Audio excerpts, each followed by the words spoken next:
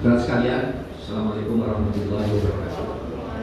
Terima kasih atas kehadirannya. Hari ini, saat ini, pemerintah Republik Indonesia akan mengumumkan tentang status FPI Front Pembela Islam sebagai organisasi. Untuk mengumumkan ini, pemerintah hadir 10 pejabat yang terkait dengan ini semua. Pertama, saya sebagai Menko Polhukam, lalu di sebelah kanan saya ada Profesor Dr. Andes Haji Muhammad Tito Karnavian, Menteri Dalam Negeri.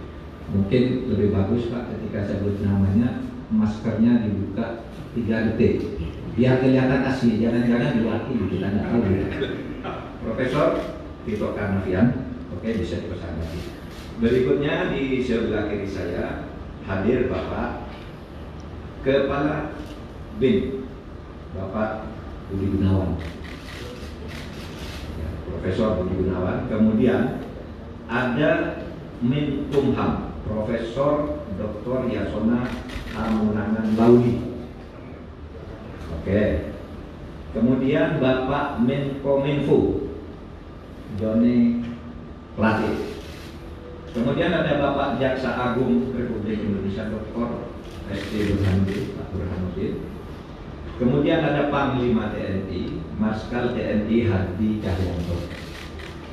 Kemudian Bapak Kapolri Jenderal Polisi Dr. Andes Idam Aziz MSI. Kemudian Kepala KSP Jenderal Purnawirawan Dr. Haji Muldoko SIP. Kemudian ada Kepala BNPT Badan Nasional Penanggulangan Terorisme Bapak Komjen Polisi Dr. Andes Boy Rafli Ahmad. Kemudian ada Kepala PPATK Dr. Dian Ediana Rai. Lalu di sini juga kita didampingi nanti oleh Pak Wamenkumham yang akan membacakan keputusan. Saya ingin menyampaikan hal-hal seperti itu, bahwa FPI sejak tanggal 21 Juni tahun 2019, 20 Juni tahun 2019 secara de jure telah bubar sebagai ormas, tetapi sebagai organisasi FPI tetap melakukan aktivitas yang melanggar ketertiban dan keamanan dan bertentangan dengan hukum, seperti tindak kekerasan, sweeping atau razia secara sepihak, provokasi, dan sebagainya. Berdasar peraturan perundang-undangan dan sesuai dengan putusan MK nomor 82 PUU 11 2013 tertanggal 23 Desember tahun 2014, pemerintah melarang aktivitas FPI dan akan menghentikan setiap kegiatan yang dilakukan FPI karena FPI tidak lagi mempunyai legal standing baik sebagai ormas maupun sebagai organisasi biasa. Jadi dengan adanya larangan ini tidak punya legal standing kepada aparat-aparat pemerintah pusat dan daerah. Kalau ada sebuah organisasi mengatasnamakan FPI, itu dianggap tidak ada dan harus ditolak karena legal standingnya tidak ada. Terhitung hari ini. 4. Pelanggaran kegiatan FPI ini dituangkan di dalam keputusan bersama 6 pejabat tertinggi di kementerian dan lembaga, yakni Menteri Dalam Negeri, Menteri Hukum dan HAM, Menko, Jaksa Agung, Kapolri, dan Kepala BNPT. Untuk itu dipersilakan kepada Bapak Wamenkumham, Wakil Menteri Hukum dan HAM, Profesor Umar Syarif Hiari, Profesor Edi Umar Syarif Hiari, untuk membacakan SKB ini selengkapnya.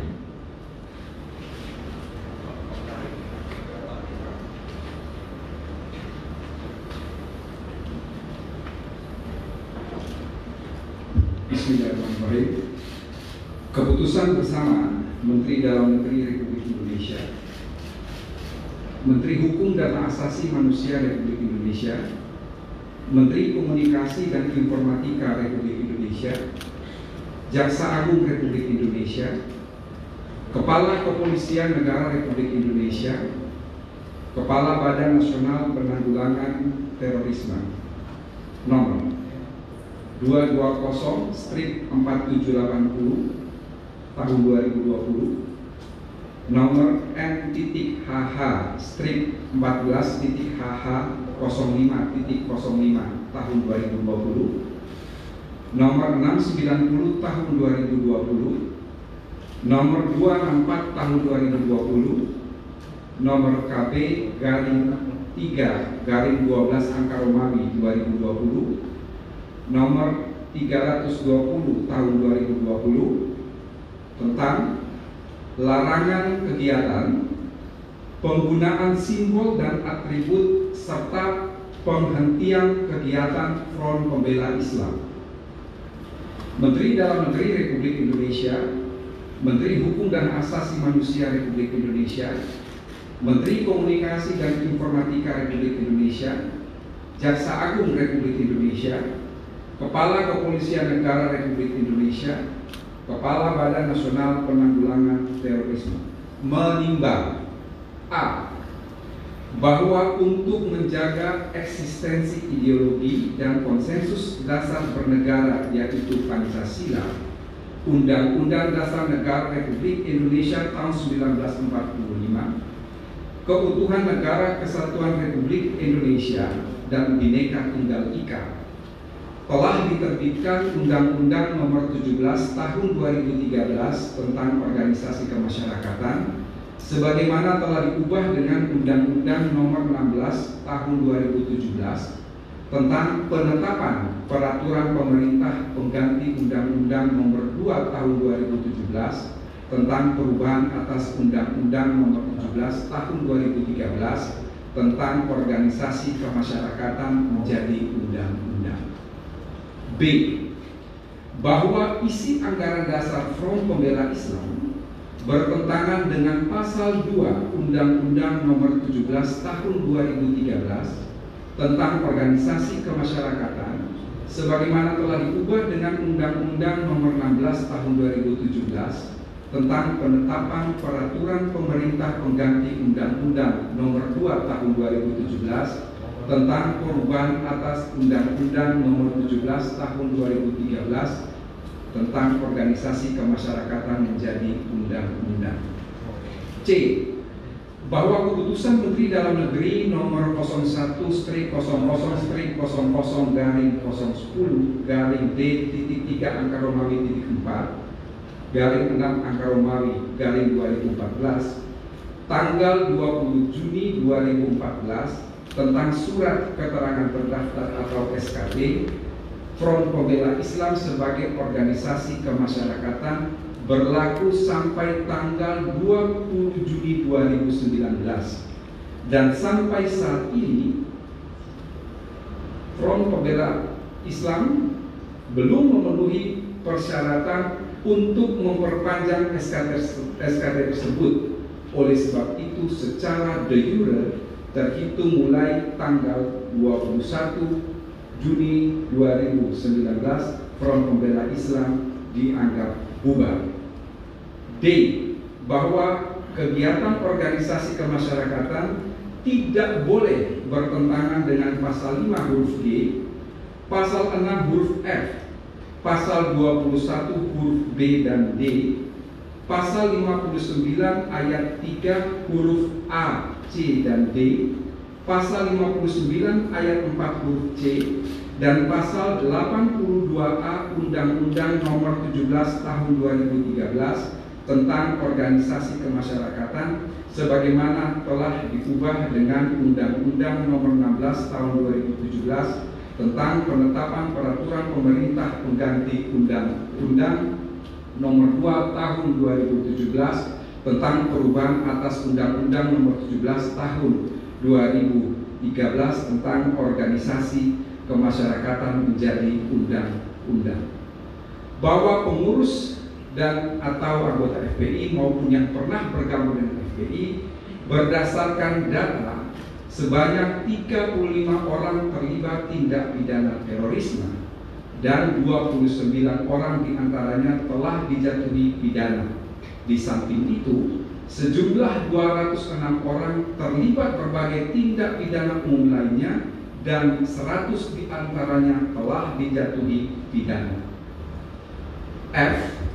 Bahwa jika menurut penilaian atau dugaannya sendiri terjadi pelanggaran ketentuan hukum, maka pengurus dan atau anggota FPI kerap kali melakukan berbagai tindakan razia atau sweeping di tengah-tengah masyarakat yang sebenarnya hal tersebut menjadi tugas dan wewenang aparat penegak hukum. G. Berdasarkan pertimbangan sebagaimana dimaksud dalam huruf A sampai dengan huruf F, perlu menetapkan keputusan bersama Menteri Dalam Negeri Republik Indonesia, Menteri Hukum dan Asasi Manusia Republik Indonesia, Menteri Komunikasi dan Informatika Republik Indonesia, Jaksa Agung Republik Indonesia, Kepala Kepolisian Negara Republik Indonesia, Kepala Badan Nasional Penanggulangan Terorisme tentang larangan kegiatan, penggunaan simbol dan atribut serta penghentian kegiatan Front Pembela Islam. Mengingat 1. Pasal 28, Pasal 28C ayat 2, Pasal 28E ayat 3, dan Pasal 28J Undang-Undang Dasar Negara Republik Indonesia tahun 1945. 2. Undang-Undang Nomor 39 Tahun 1999 tentang Hak Asasi Manusia, Lembaran Negara Republik Indonesia tahun 1999 Nomor 165, Tambahan Lembaran Negara Republik Indonesia Nomor 3886. 3. Undang-Undang Nomor 23 Tahun 2014 tentang Pemerintah Daerah, Lembaran Negara Republik Indonesia tahun 2014 Nomor 244, Tambahan Lembaran Negara Republik Indonesia Nomor 5587, sebagaimana telah beberapa kali diubah terakhir dengan Undang-Undang Nomor 9 Tahun 2015 tentang perubahan kedua atas Undang-Undang Nomor 23 Tahun 2014 tentang Pemerintahan Daerah, Lembaran Negara Republik Indonesia tahun 2015 Nomor 58, Tambahan Lembaran Negara Republik Indonesia Nomor 5679. 4. Undang-Undang Nomor 17 Tahun 2013 tentang Organisasi Kemasyarakatan, Lembaran Negara Republik Indonesia tahun 2013 Nomor 116, Tambahan Lembaran Negara Republik Indonesia Nomor 5430, sebagaimana telah diubah dengan Undang-Undang Nomor 16 Tahun 2017 tentang penetapan peraturan pemerintah pengganti Undang-Undang Nomor 2 Tahun 2017 tentang perubahan atas Undang-Undang Nomor 17 Tahun 2013 tentang Organisasi Kemasyarakatan menjadi undang-undang. Lembaran Negara Republik Indonesia tahun 2017 Nomor 138, Tambahan Lembaran Negara Republik Indonesia Nomor 6084. 5. Putusan Mahkamah Konstitusi Nomor 80/PUU/11/Romawi/2013 tanggal 23 Desember 2014 memutuskan menetapkan keputusan bersama Menteri Dalam Negeri Republik Indonesia, Menteri Hukum dan Asasi Manusia Republik Indonesia, Menteri Komunikasi dan Informatika Republik Indonesia, Jaksa Agung Republik Indonesia, Kepala Kepolisian Negara Republik Indonesia, Kepala Badan Nasional Penanggulangan Terorisme, tentang larangan kegiatan, penggunaan simbol dan atribut serta penghentian kegiatan Front Pembela Islam. Kesatu, menyatakan Front Pembela Islam adalah organisasi yang tidak terdaftar sebagai organisasi kemasyarakatan sebagaimana diatur dalam peraturan perundang-undangan, sehingga secara de jure telah bubar sebagai organisasi kemasyarakatan.